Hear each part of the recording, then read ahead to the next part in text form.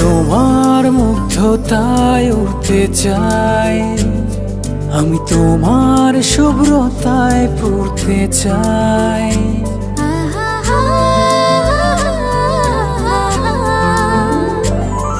আমি তোমার মুগ্ধতায় উড়তে চাই, আমি তোমার শুভ্রতায় পড়তে চাই। আমি চাই তোমাকে আরো আপন করে, তুমি ছাড়া আর কেউ নাই এই মনের ঘরে।